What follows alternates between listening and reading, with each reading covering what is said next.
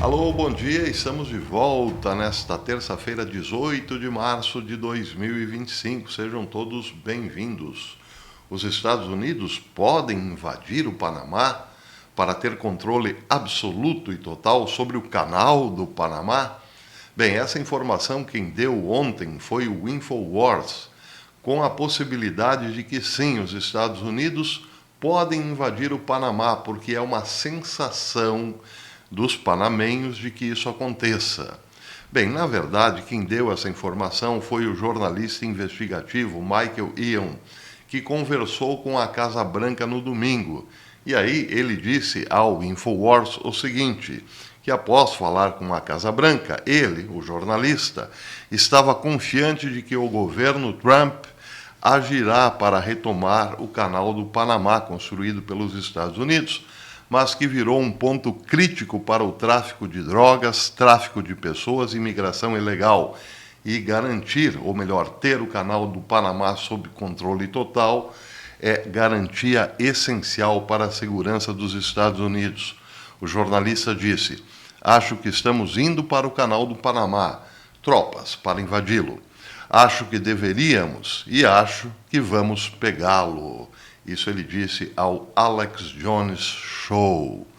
Bem, além dessa informação, temos outra de Hal Turner, que publicou... Aliás, Hal Turner é um jornalista americano, um radialista americano, que, segundo dizem, como diz a lenda, por assim dizer, tem muitas informações do serviço secreto da Rússia. Não me perguntem por quê, mas essa é a lenda sobre Hal Turner. E ele já deu muitos furos por conta de informações que ninguém tinha, mas também deu muita barrigada. Então, em relação a Hal Turner, é bom consumir com moderação. A última informação de Hal Turner, dessas informações que ninguém tem, é a seguinte.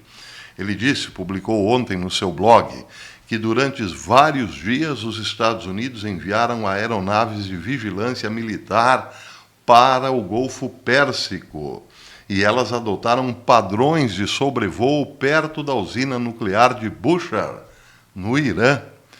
Aqui ele mostra um infográfico e diz: a aeronave, usando o indicativo OVRID-02, está pairando ou paira por horas todos os dias nas proximidades da usina de Bushehr. Aí ele diz, ele pergunta, não é? Por que os Estados Unidos colocariam uma aeronave próximo a uma usina nuclear, já que em sã consciência nação nenhuma atacaria uma usina nuclear? Bem, esses voos podem não ser apenas voos de ataque ou prevendo o ataque, mas para colher informações. Seja como for, o Golfo Pérsico volta a esquentar. Israel rompeu o cessar-fogo com o Hamas hoje. A última informação diz que o cessar-fogo entre Israel e o Hamas acabou, pois os caças israelenses começaram a atacar a faixa de Gaza depois que o Hamas recusou repetidas ofertas de acordos de reféns, disseram autoridades israelenses. Isso foi publicado pela Fox News. As forças de defesa de Israel começaram a atacar alvos terroristas do Hamas em Gaza para atingir os objetivos de guerra definidos pela liderança política, incluindo a libertação de todos os nossos reféns, tanto os vivos quanto os mortos, disse o gabinete do ministro de Defesa de Israel, Israel Katz, em comunicado oficial. Essa decisão vem depois que o Hamas se recusou repetidamente a libertar nossos reféns e rejeitou todas as propostas apresentadas pelo enviado do presidente dos Estados Unidos, Steve Witkoff, bem como pelos mediadores, afirmou ele em documento oficial. Outra notícia importante de ontem atingiu mais uma vez a família Biden. Vejam só, o presidente Trump anunciou que retirou a proteção do serviço secreto dos Estados Unidos da filha de Joe Biden, Ashley Biden, e do filho Hunter. Trump publicou que, com efeito imediato, Hunter Biden não receberá mais proteção do serviço secreto. Abre aspas para Trump. Hunter Biden tem tido proteção do serviço secreto por um longo período de tempo e tudo pago pelo contribuinte dos Estados Unidos. Há até 18 pessoas nesse detalhe, o que é ridículo. Ele está atualmente de férias de todos os lugares na África do Sul. De todos os lugares onde ele poderia passar férias, escolheu a África do Sul, onde os direitos humanos têm sido fortemente questionados. Por causa disso, a África do Sul foi retirada da nossa lista de países que recebem assistência econômica e financeira. Por favor, esteja ciente de que, com efeito imediato, Hunter Biden não receberá mais a proteção do serviço secreto. Da mesma forma, Ashley Biden, que tem, vejam só, pasmem, senhoras e senhores, ela tem 13 agentes para protegê-la, 13. Tudo pago, claro, com o dinheiro do contribuinte. E isso, então, ela será retirada da lista, disse Trump no Truth Social. Detalhe, de todos os lugares, como disse Trump, Hunter Biden foi passar férias na África do Sul. E era para estar nos Estados Unidos, porque tinha, sim, uma audiência para responder algumas coisas no tribunal. E o rapaz simplesmente vazou para a África do Sul. Aliás, o rapaz queixou-se há alguns dias de que seus quadros não estavam mais tendo saída. E ele, por causa disso, estava sem grana. E aí, de repente, aparece lá na África do Sul fazendo turismo. Interessante, não?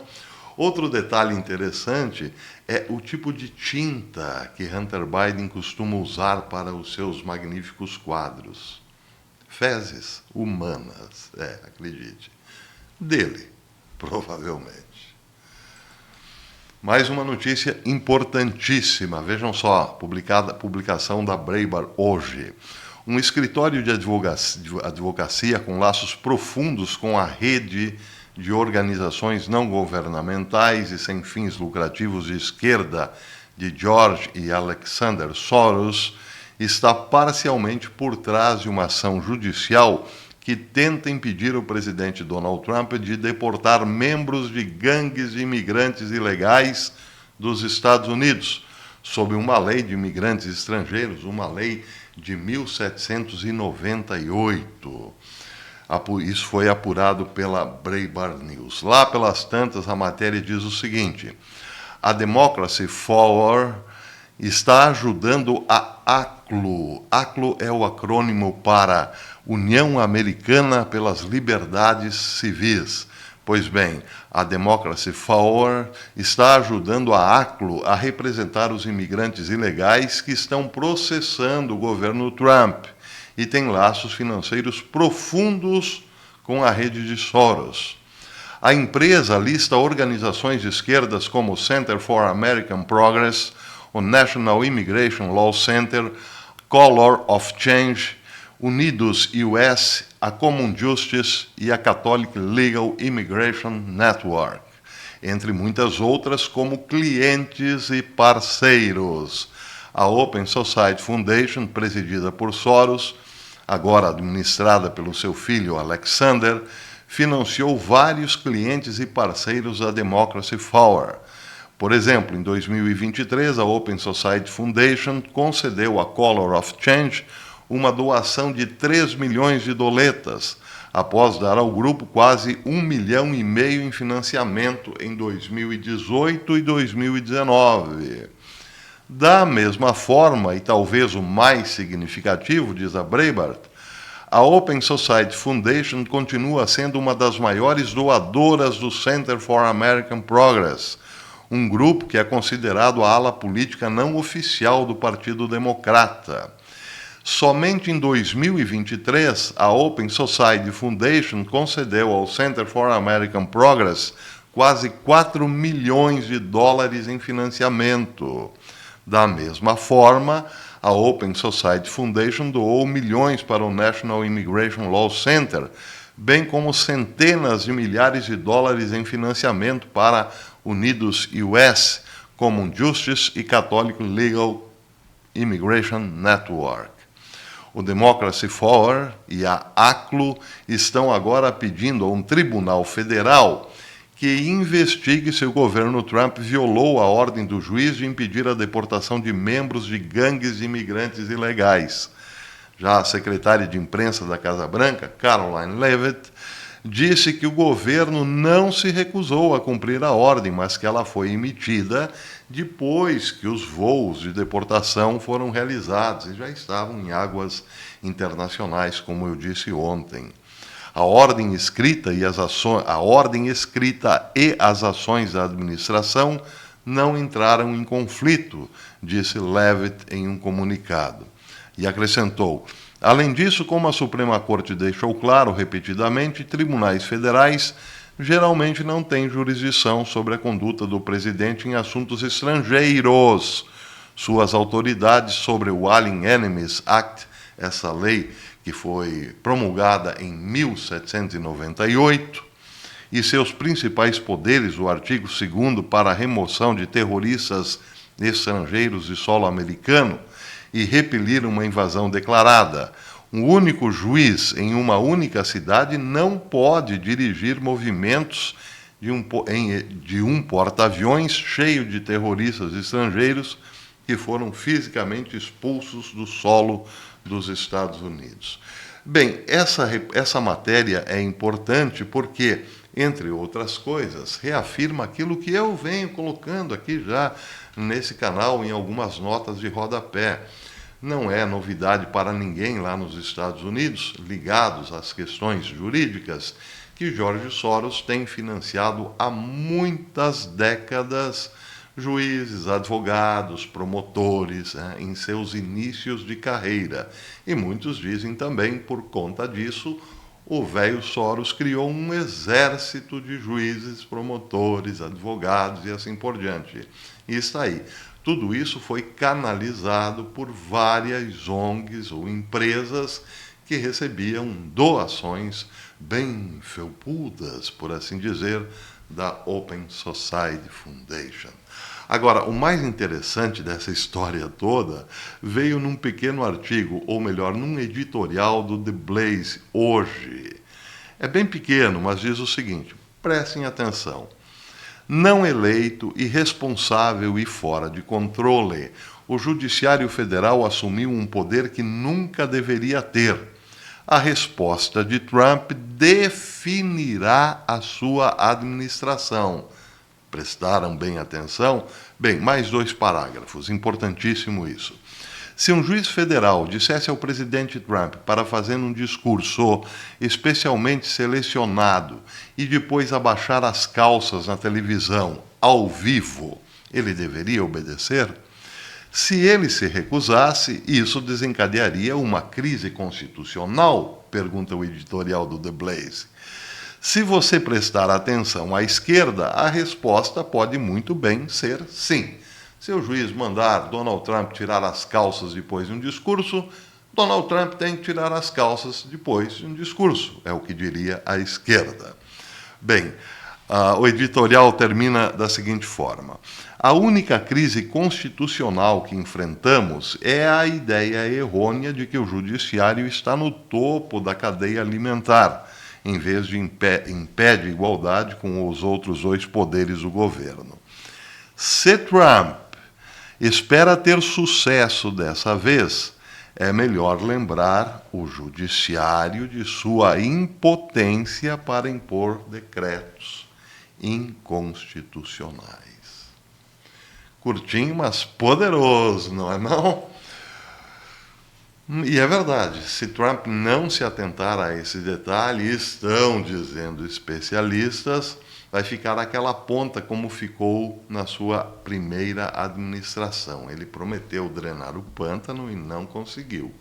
Bem, agora, pelo menos, as figuras mais proeminentes do pântano estão mostrando as cartas, ou melhor, as caras. Então, parece que há um pouco mais de facilidade nesse momento do que houve no primeiro governo Trump. Muito bem, eu tenho aqui para terminar uma notinha bastante curiosa. Vocês vão se divertir porque é muito interessante. Vejam só, um membro do Parlamento Europeu está pedindo que os Estados Unidos devolvam a Estátua da Liberdade para a França. E aí, Caroline Leavitt, a secretária de comunicação da Casa Branca, respondeu o seguinte: preste atenção. Meu conselho para aquele político francês de baixo escalão não identificado seria lembrá-lo de que é somente por causa dos Estados Unidos da América que os franceses não estão falando alemão agora. Eles deveriam ser muito gratos. E aí, como diria um youtuber famoso aqui no Brasil, vixe, mano, que lapada. Bem, eu vou ficando por aqui, mas à noite eu volto, porque hoje provavelmente teremos novidades do caso John Fitzgerald Kennedy. Provavelmente teremos. Seja como for, eu volto à noitinha, espero vocês. Até lá!